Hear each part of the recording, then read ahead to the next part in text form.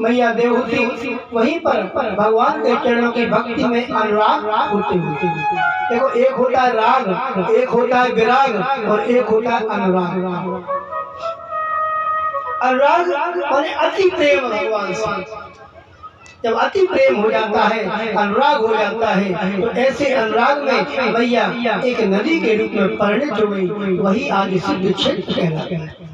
और भगवान कपिल जी आज समुद्र क्षेत्र में ऐसे आश्रम जिसे आज भी कपिल आश्रम कहा जाता है, यहाँ पर तपस्या करते हैं। आगे तीसरी बेटी है सती, आकुति, देवहूति और प्रसूति। आकुति का विवाह ऋषि प्रजापति के साथ हुआ, देवहूति का कटम ऋषि के साथ हुआ और तीसरी बेटी मनु महाराज की थी, उसका नाम प्रसूति, जिसका विवाह दक्ष प्रजापति के साथ। दक्ष प्रजापति के साथ हुआ तो दक्ष प्रजापति के 16 कन्याएं हैं, 13 कन्याएं धर्म को विवाहित कर दी। इनके नाम है श्रद्धा, मैत्री, दया, शांति, तुष्टि, पुष्टि, क्रिया, उन्नति, बुद्धि, मेधा, तितिक्षा और मूर्ति। धर्म की पत्नियां हैं और इनमें मूर्ति नामक पत्नी के द्वारा भगवान नर और नारायण का प्रकट हुआ। बोली सी नर नारायण भगवान की जय हो। कितने लोगों का प्रकट हो गया गिना? पालीचंद जी, कितने भगवान आ गए? सबसे पहले 12 भगवान, कपिल भगवान और अब नर नारायण। भज मन नारायण नारायण नारायण।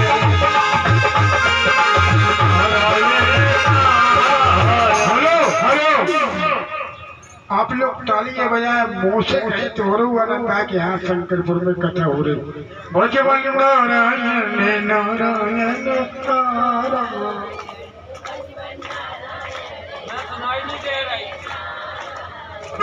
भज मन नारायण नारायण।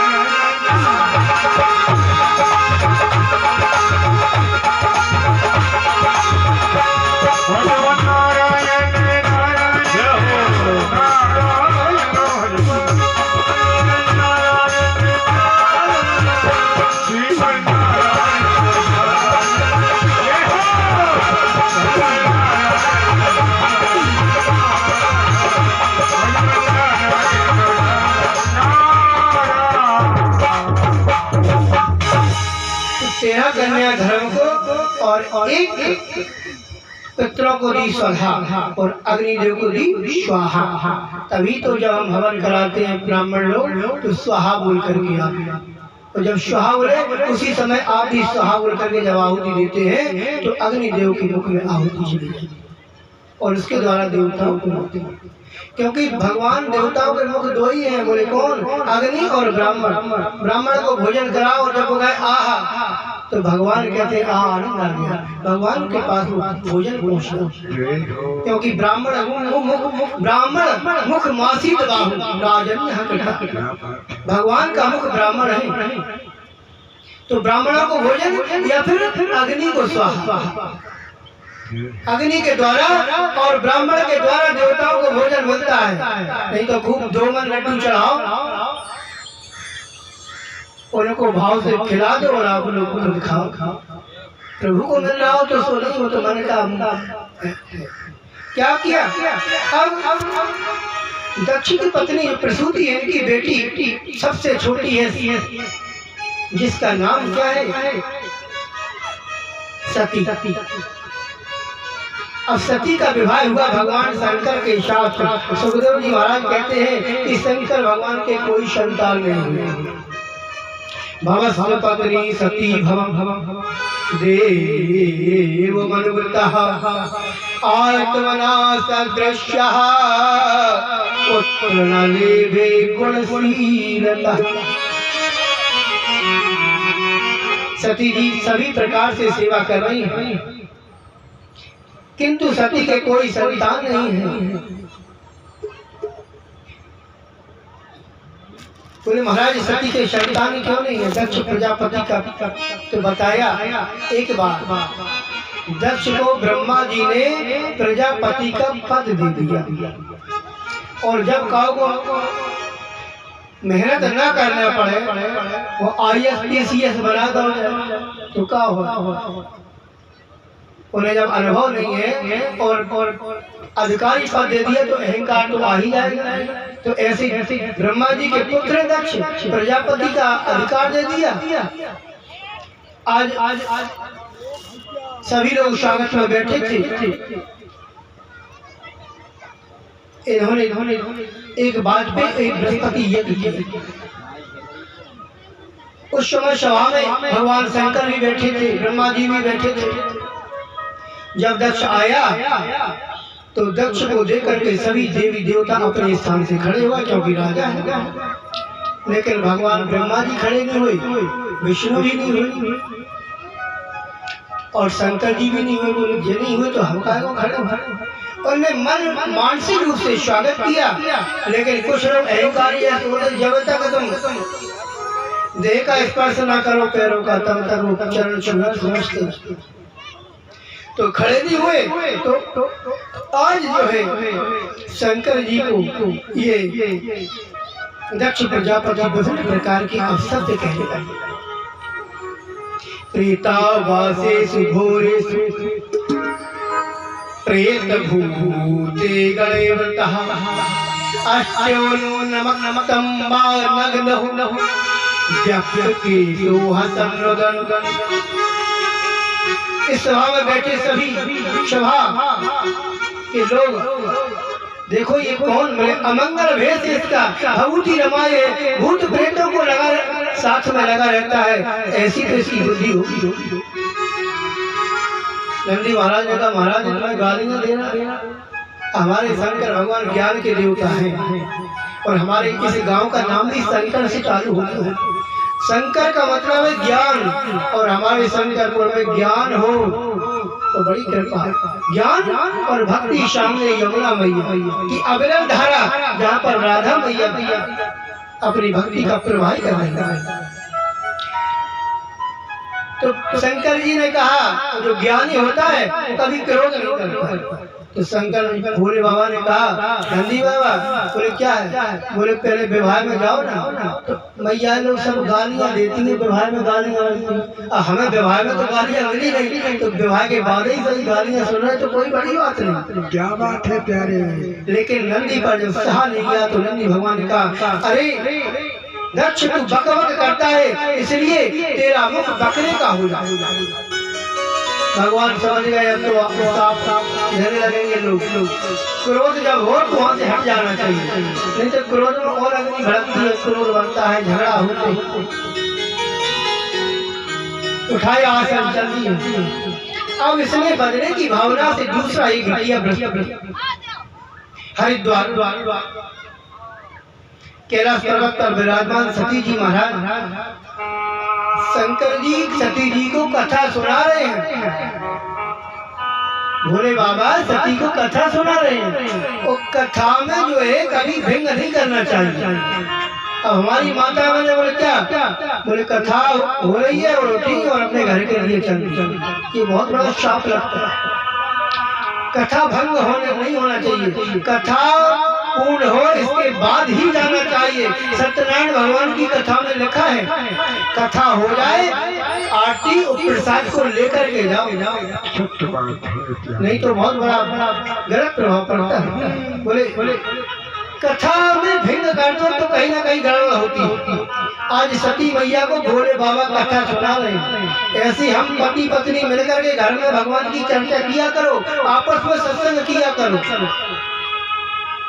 तो वो घर नहीं स्वर्ग हो जाता है। आज जो है सती जी को कथा सुना रहे और उधर से देवता जो है विमान लेकर के वहीं से निकल रहे हैं। तो विमान की गर्जना सुनी तो सती जी कथा तो चल रही है और ऊपर को देखने लगी। ऊपर को देखने लगी तो तुरंत लौट करके गई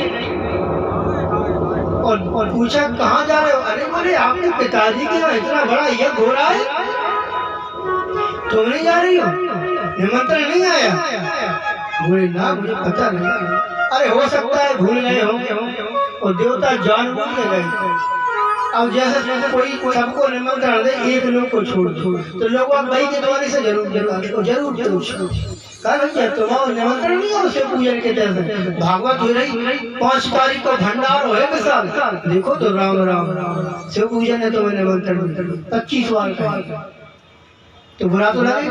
अब सती मैया गई भोले बाबा के पास, भोले बाबा से कहा प्रजापति से ससुर सामृत नियोक्तो यज्ञ महोत्स के वचम चतत्रा विश्राम वामते यथर्थतामि व्यवदा प्रजन्ति यथर्थतामि व्यवदा प्रजन्ति।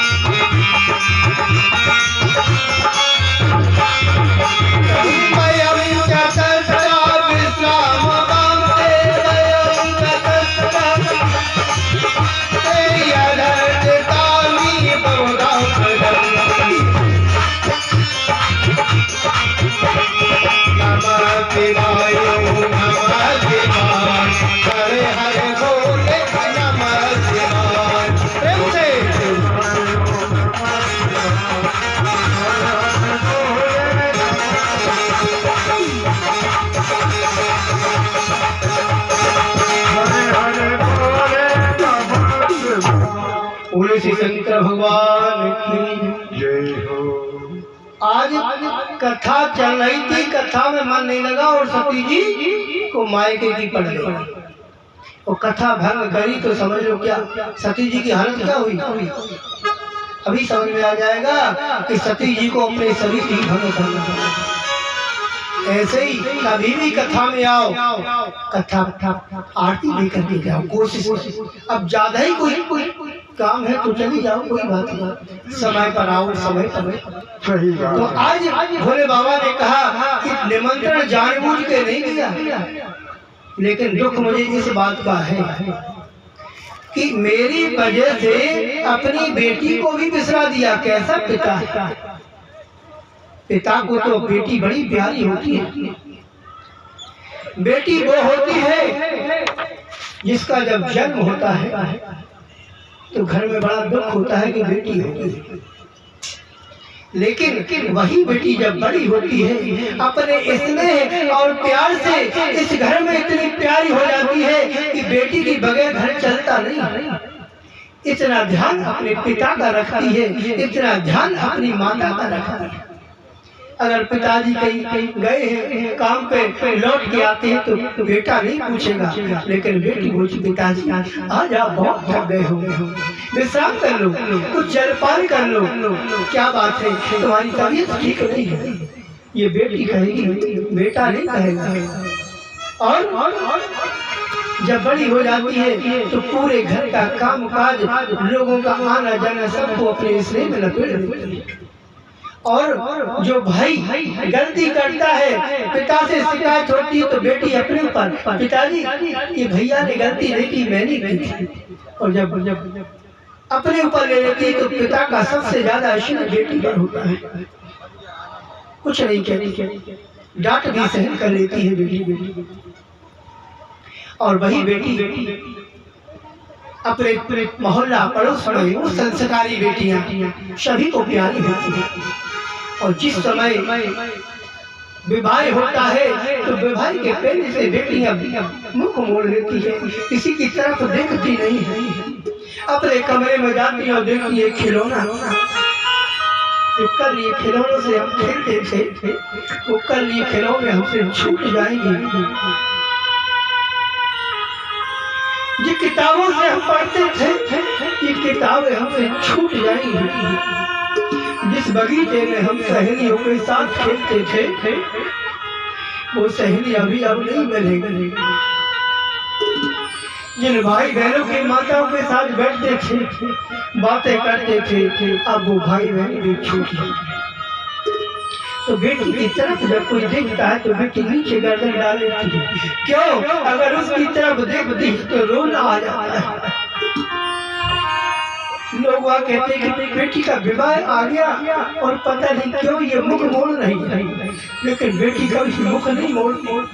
संस्कारी बेटियां कभी मुख नहीं मोड़ती। बेचारी आगे अपने कमरे में एकांत में जाकर के बेटियां रोती हैं कि कल मेरा भैया छूट जाएगा, मेरे माता पिता छूट जाएंगे। इस प्रकार से जब हल्दी चढ़ने लगती है तो बेटी की आंसू नहीं होती। समय आता है, पिता जब बेटी का विवाह करता है तो जिस समय विदा करता है तो उसकी इच्छा विलप करके वो बेटा अपने पिता बेटी के लिए रोता है। और जो भाई जो नित्य प्रति अपनी बहन से लड़ता था, जो रोज लड़ता था अपनी बहन से, और तब भी वो बहन जाकर के भैया को मनाती थी, भैया कोई बात नहीं, भोजन कर लो, भूखे नहीं सोया जाता, ऐसा तो चलता रहता है। जो भैया रोज लड़ता था, आज विदा के समय वो भैया बिलक करके रुका। उससे जब पूछते हैं तू क्यों रो रहा है, तू तो लड़ता था, वो कहता है कि मैं तो लड़ता था लेकिन ये मुझसे कभी नहीं लड़ी, इसलिए मैं रो रहा हूं। भैया बहन को ना बुलाए, ऐसे भैया के छाती पर पत्थर रख जाता है, लेकिन बहन भाई को भूल जाए ऐसा कभी हो नहीं सकता। जब भाई नहीं बुलाता है उस समय बहन अकेले में एकांत में बिलक के रोती। क्यों? ससुराल वालों के ताने सुनने पड़ते उसको। इसलिए मैं कहना चाहता हूँ मेरे भाइयों, अपनी बहनों को कभी मत भूलना। साल में चाहे 2 दिन के लिए बुला लो, लेकिन बहनों को बुलाना। ऐसी बेटियां जब घर जाती है तो घर के रोते हैं, आस पड़ोस के रोते हैं, परिवार के रोते हैं, रिश्तेदार के रोते हैं। आज वही बेटी सती, ये भोले बाबा कहते कि तुम्हारी मेरी वजह से तुम्हारे पिता ने नहीं बुलाया, कैसा ही पिता है कि तुम्हें छोड़ दिया।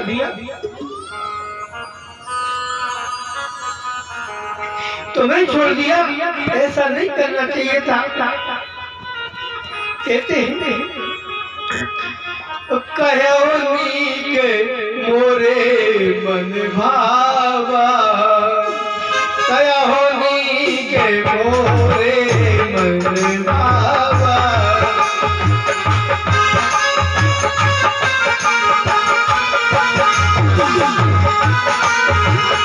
यही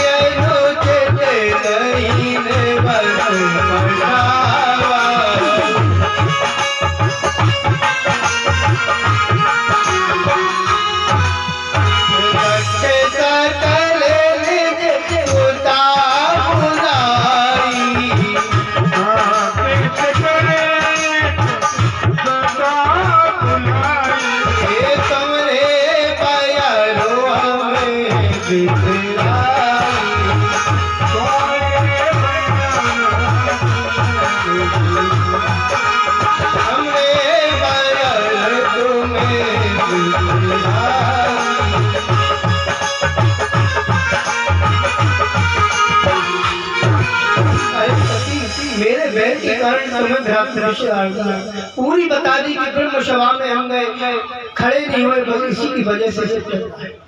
तो सती ने कहा पिताजी महाराज, भोले पतिदेव महाराज स्वामी आपके ससुर की यहाँ यह भूला है, हो सकता है चिट्ठी देना भूला है।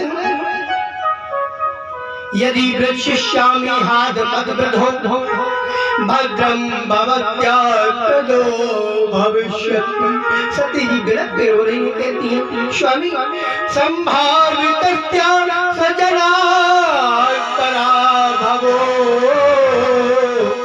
यदाई तद्यो मरणाय कल्पते। मैं बहुत दिन से अपनी माई के नहीं गई हूँ, पिता को नहीं देखा, सखियों को नहीं देखा, बहनों को नहीं देखा, मैं अवश्य जाऊंगी। स्वामी मुझे आज्ञा दो। और जब कहते कि नहीं जाने देते तो कहीं ना कहीं कोई व्यक्ति सफाई तो देता ही। कहने लगी सखी कि 3 जगह तो जा सकते हैं। बोले कहाँ? कहने लगी, बताने लगी क्या?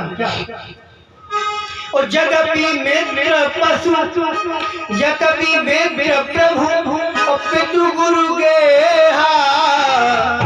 जायो बिनु गो ले हो न संदेहा।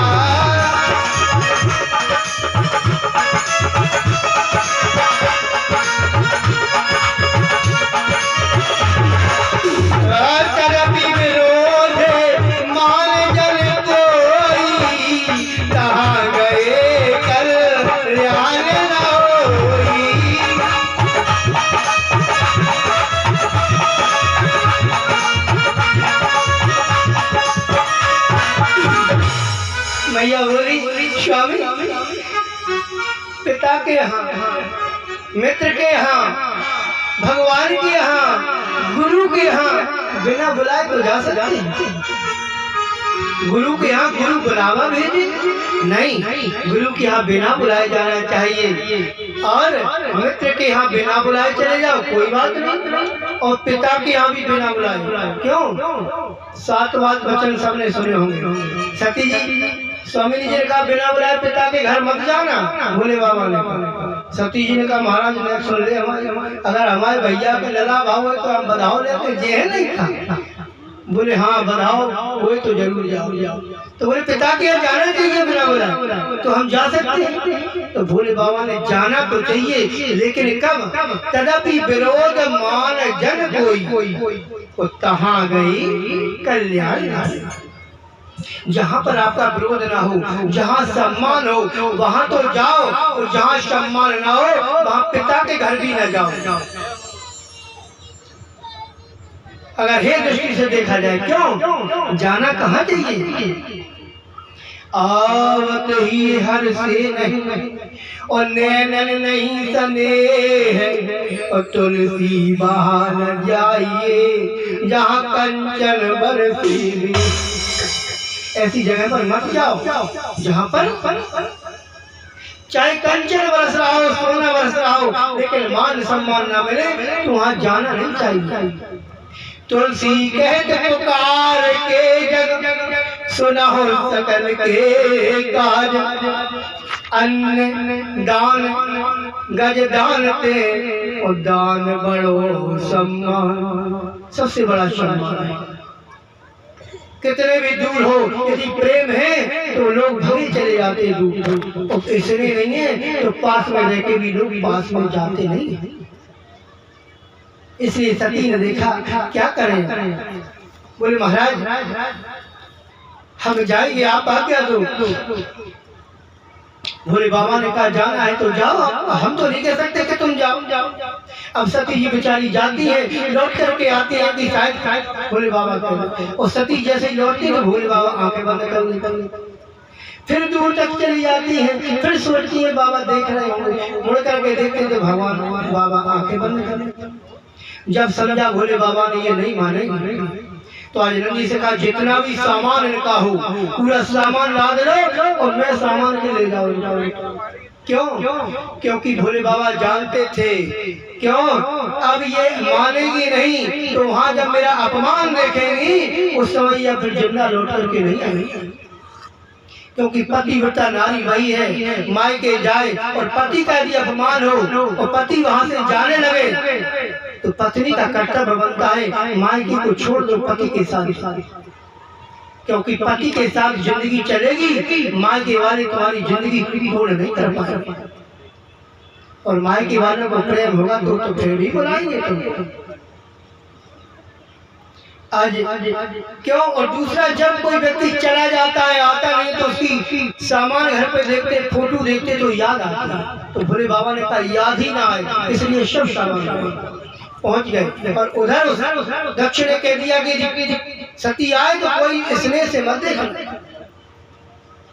तो सती गई, और सती जब गई तो पिता दद्दा चले गए।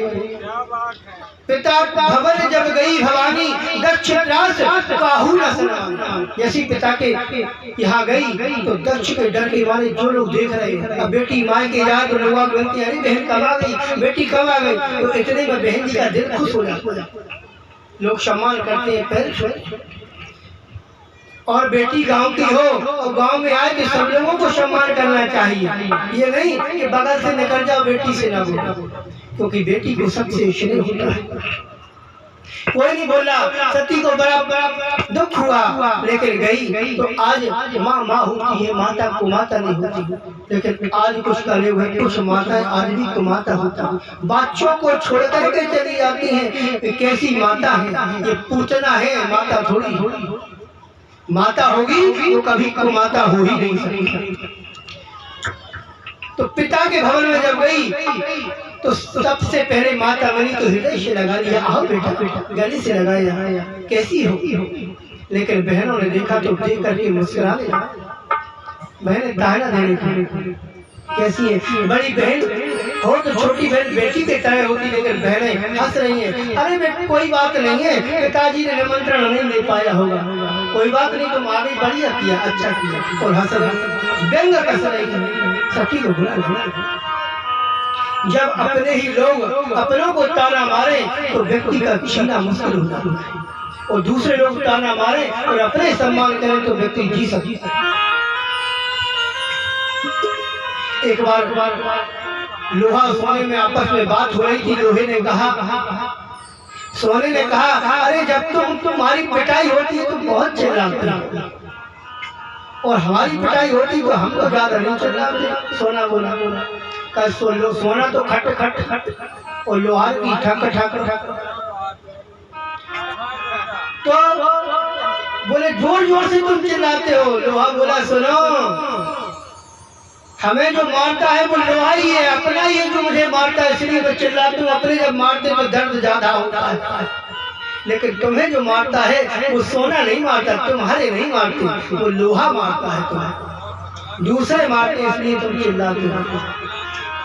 आज सती का सोचा, चाहे ये लोग कहना गई और जा करके सोचा यज्ञशाला में उस सती जाए देखऊ जब जागा, कतहु न दिखे शंभु कर भागा।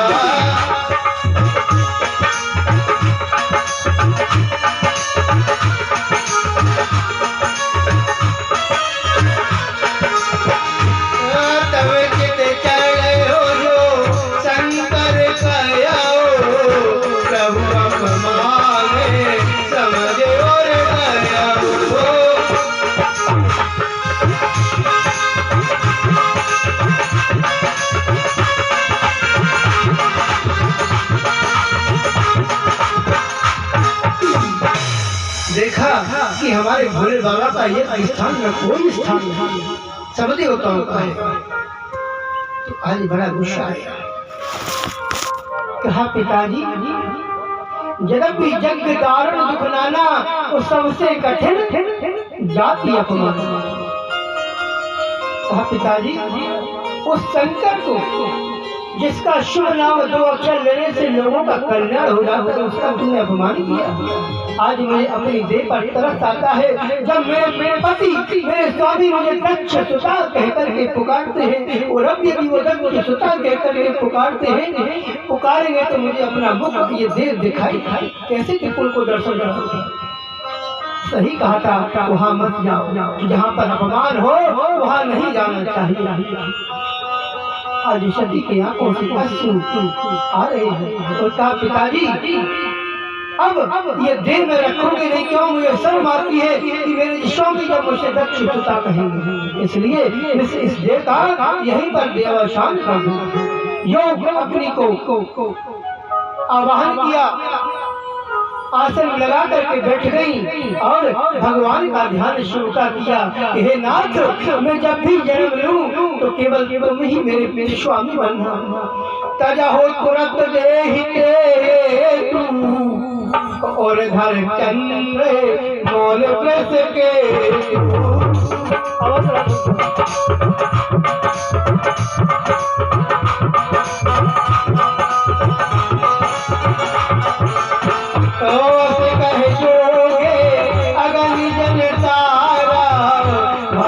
सकल भक्त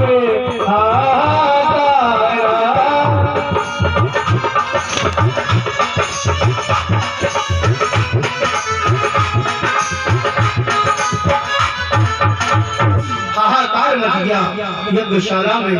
सती ने अपने योगाग्नि द्वारा शरीर को जला और जैसे ही शंकर भगवान के रुद्रगण दौड़े तब तक जो है पूसा महाराज ने ऐसी आहुति दी कि सभी लोग भाग गए। और इतने में नारद जी ने खबर, कौन है जो पत्रकार है, बहुत अच्छे संवाददाता, बहुत खबर को सजा के रखते हैं। पेपर में एक बार पढ़ा, धक्का मार के अग्नि में गिरा दिया गया। पहुंच गए नारायण नारायण करते हुए, बीड़ा बजाते हुए और नारायण नारायण करते हुए पहुंचे और भोले बाबा को प्रणाम किया। बोले कैसे आए हो? बोले महाराज जैसे हम थे और वैसे ही तुम भी हो गए। बोले मतलब का सती मैया यज्ञशाला में गई तो दक्ष ने ऐसा धक्का मारा कि कुंड में गिरी तो गोविंद आए नमो नमः। बोले है हाँ, बोले शरीर त्याग दिया। अब तो भैया जैसी खबर सुनी गुस्सा आया, क्योंकि भगवान शंकर कितना प्रेमी कोई हुआ नहीं है, पत्नी से इतना प्रेम करते थे सत्य। एक जटा उखाड़ा और पृथ्वी पर पटक दिया और जैसे ही पटका तो वहां से वीरभद्र नाम के रुद्रगण प्रकट हो गए। बोले महाराज आज्ञा। बोले जाओ और जाकर के यज्ञ को विध्वंस कर दो। ऐसे वीरभद्र अपने साथियों को लेकर के पहुंचे जैसे कोई तूफान आ। पहुंच करके जाकर के जो है पूसा की डाली उखाड़ सभी देवताओं के अंग भंग करते हुए दक्ष को पकड़ करके गिट्टी मरोड़ करके निकाल के गर्दन कुंड में स्वाहा कर दी और लौट करके आ गया। यज्ञ विध्वंस हो गया। यज्ञ जब विध्वंस हुआ तो आज देवता बेचारे पहुंचे ब्रह्मा जी के पास। बोले महाराज हम तो अपना भाग लेने गए थे लेकिन हमारी भाग चालू क्या हुआ? बोले ऐसी ऐसी बात हो गई। बोले गए काहे को होते? ब्रह्मा जी बोले हम नहीं गए थे तो आप क्यों गए? बोले गलती हो गई महाराज। आज ब्रह्मा जी के साथ में सभी देवता रुद्रगणों के पास पहुंचे और रुद्र भगवान के पास जाकर के प्रार्थना की है, नाथ कर्पूर गौरम करुणावतारम संसार तारम मुझे